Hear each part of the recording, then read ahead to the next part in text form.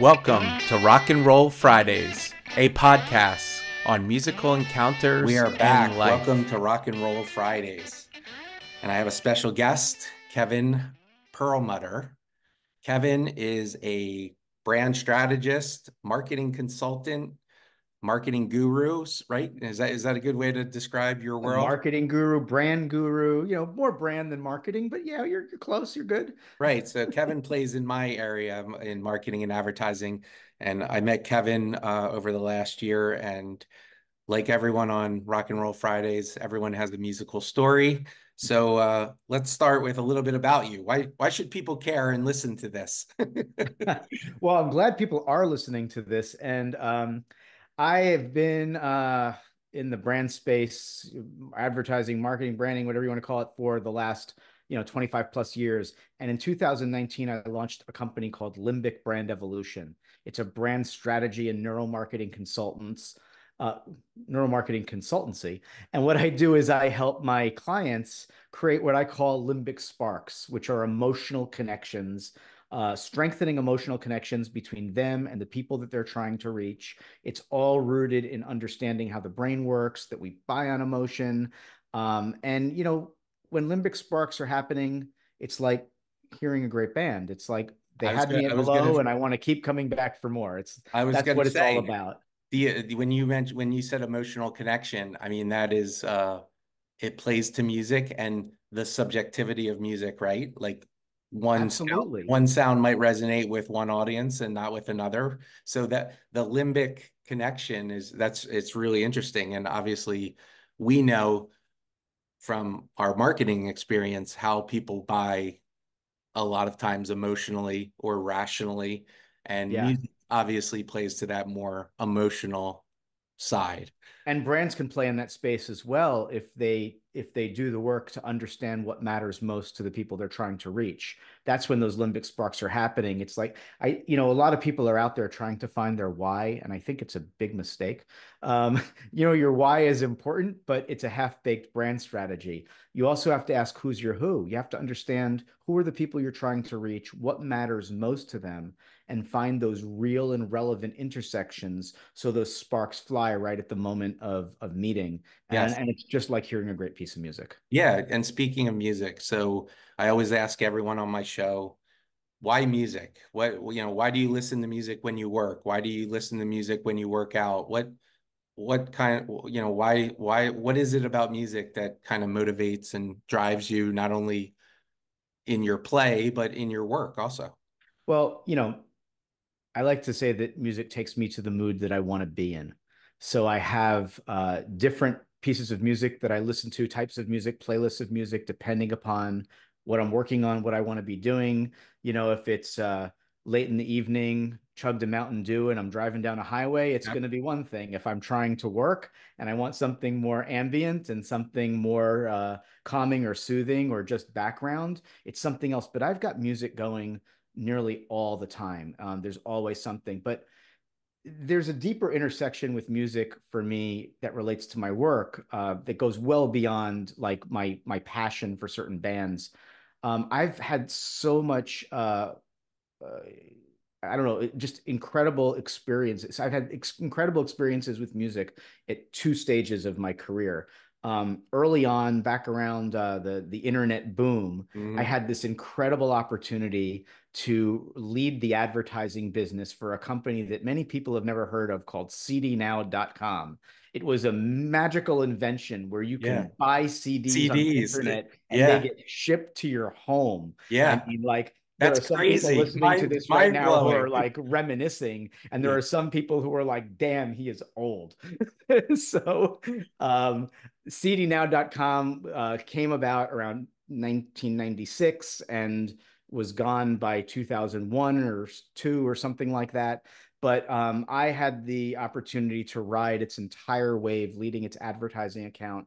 And when we talk about, like my interactions with music people, I could tell you some stories from that era. And then later on in my career, when working at Interbrand and leading business for AT&T, The head of AT&T brand at the time said to me, we need a sound for our brand. Can you help us find a place to do that? Mm. And I scoured the Sonic branding studios at the time and found a place called they're currently called Made Music Studios, and they created the sound of AT&T, boom, boom, boom, boom. That That sound that's so that's familiar. really They cool. created that. Yeah. I helped AT&T find that company, and then about 4 years later, I ended up joining that studio as chief strategist and chief innovation officer, and ultimately head of research. And there also some cool stories about musician interaction, but I am not a musician. I am not musically inclined. I was there to guide the business forward, guide client relationships. And one of the things that I did there was create a research capability rooted in neuroscience. I partnered with a company, an outside research company, and we created a proprietary research capability that assessed the impact and effectiveness of music, sound, and other stimulus on our subconscious instincts, feelings, associations, and then we correlated that through research. How does that correlate to conscious desire and ultimately behaviors?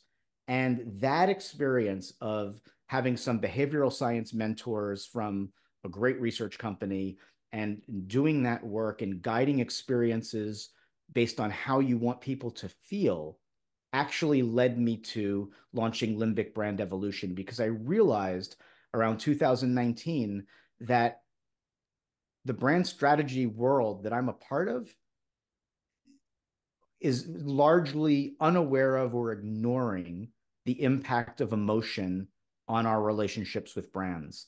And like I said before, there's too much what's your why. There's too much about the brand. Yeah. There's not enough for you. There's not enough insight as to what people really care about to make those relevant connections that have people at hello. So that's how music has played a role not only in my life, but has actually gotten me to where I am in my career. It's amazing. It's so cool. And that you had that intersection when they were doing the research and you were working on that, was there anything around where are people conscious of how they feel when they're listening to music, right? When you're listening to lyrics or you're listening to sounds, is there a consciousness that was Well, involved in that? ultimately, yes, ultimately, but first it's instinctive and it's non-conscious. It's music, sound travels into our brain in milliseconds, and milliseconds faster than most other stimulus.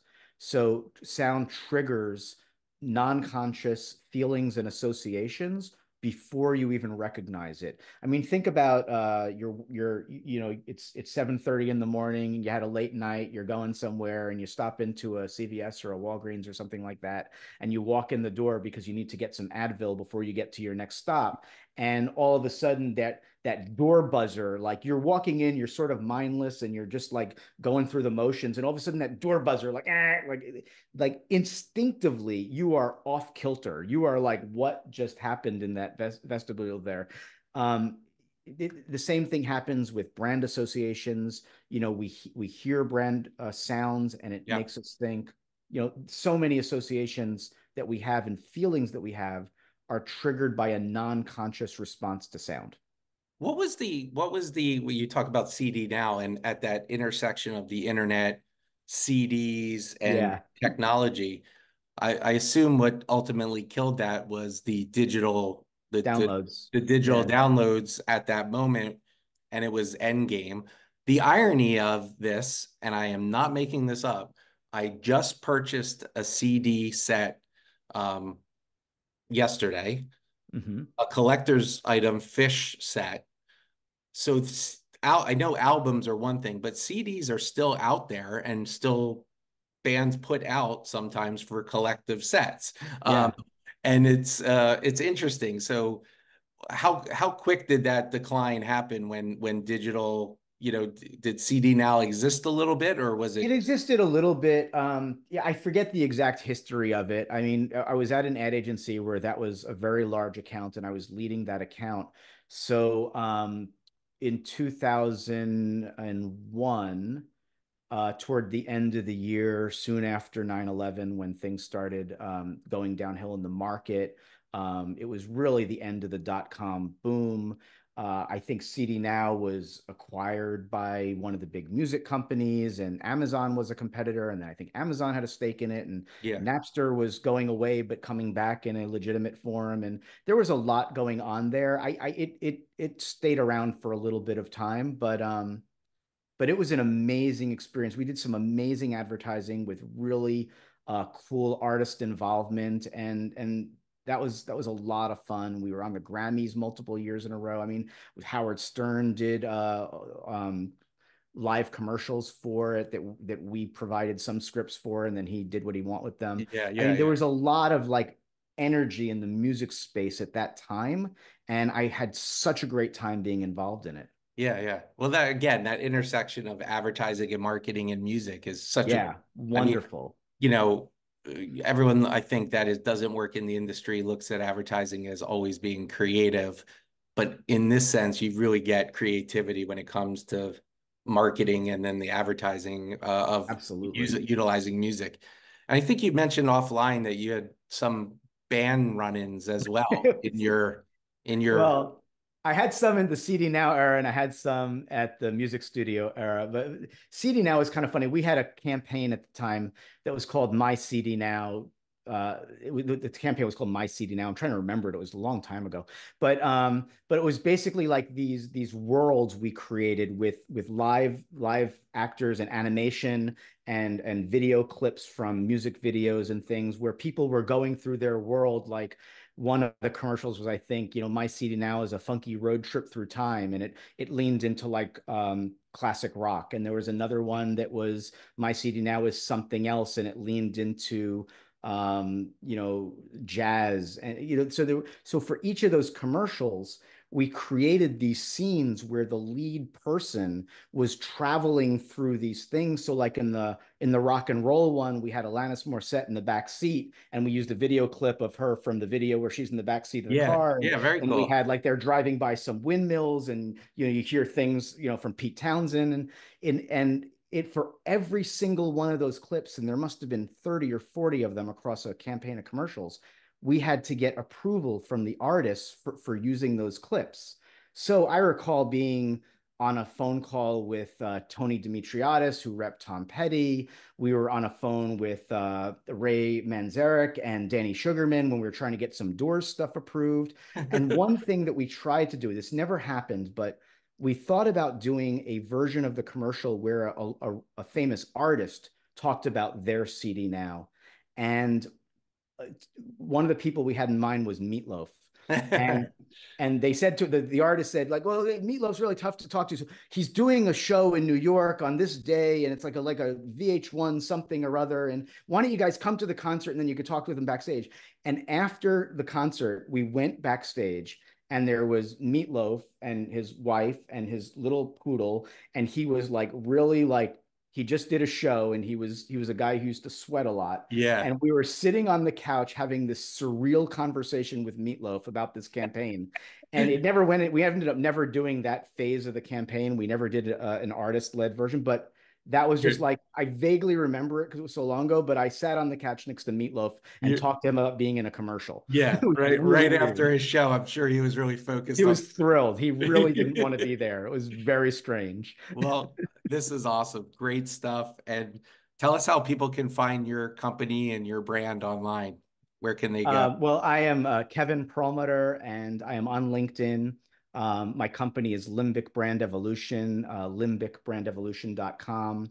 I I have a blog on there emotional intelligence blog where I write lots of articles. And I also have my own podcast. It's called Let's Talk Limbic Sparks, where I interview brand leaders on how they're bringing emotional insight into the work that they do to drive growth through stronger customer connections. And to date, I've interviewed over 30 brand leaders, and you could find that anywhere you look for podcasts. It's called Let's Talk Limbic Sparks, Awesome. and check that out. Very cool. Some really cool stuff, Kevin. Really appreciate you being on Rock and Roll Fridays. It was a lot of fun. Thanks for having me. All right. Thanks, Kevin.